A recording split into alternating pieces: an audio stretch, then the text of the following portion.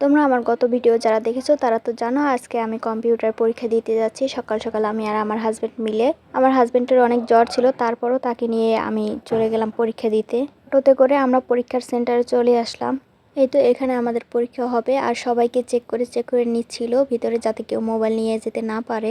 এরপর আমাদের রিটার্ন পরীক্ষা শেষ হওয়ার পর আমি একটু ভিডিও করে নিচ্ছিলাম। রিটার্ন শেষ হওয়ার পরে আমাদের ভাইবা পরীক্ষা শুরু হয়ে যায়। ভাইবা পরীক্ষার সময় আর কোনো ক্লিপ নেওয়া হয়নি। আমরা বের হয়ে যাব তখন ভিতর দিয়ে একটু ভিডিও করে নিচ্ছিলাম। তারপর বাসায় চলে আসব আর আম্মু ফোন দিছে যে বাসায় আসো, আমি ডিসকোন আইসক্রিম আনছি। ফাইনালি আমিও ডিসকোন আইসক্রিমটা খেতে পারলাম।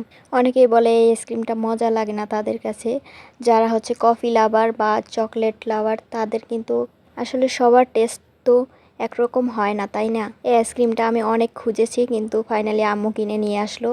যাই হোক, এরপরে আমরা বাসায় চলে গিয়েছিলাম। বাসায় আসার পর আমার দেওররা বলতেছিল তারা বারবিকিউ পার্টি করবে। তারপর আর কি শুরু হয়ে গেল কয়লা পোড়ানো। কয়লা ধরানোর জন্য অনেক চেষ্টা করছিল, কারণ কয়লাগুলো অনেক ভিজা ছিল, কেরোসিন দিয়েও কয়লাগুলো ধরতেছিল না। এরপর শুকনা কয়লা আনার পরে আগুন ধরেছে। এখানে গোছগুলো ম্যারিনেট করা ছিল। আমার এগুলো করার একটু ইচ্ছা ছিল না, তারপর ওরা শুধু জোরাজোরি করতেছিল যে করব। তারপর সবকিছু ওরাই করছে, ওরাই কাটছে, ওরাই ম্যারিনেশন করছে, ওরাই এরকম পোড়াচ্ছিল। আমি জাস্ট একটু ভিডিও করছি। যাই হোক, মুরগিগুলো পোড়ানো হয়ে গেছে। তারপর রুটি কিনে এনেছিল, এগুলো দিয়ে খাওয়া শেষ করলাম। এই তো সারাদিন আজকে এগুলোই করলাম। কেমন লাগলো ভিডিওটা কমেন্ট করে জানাবে।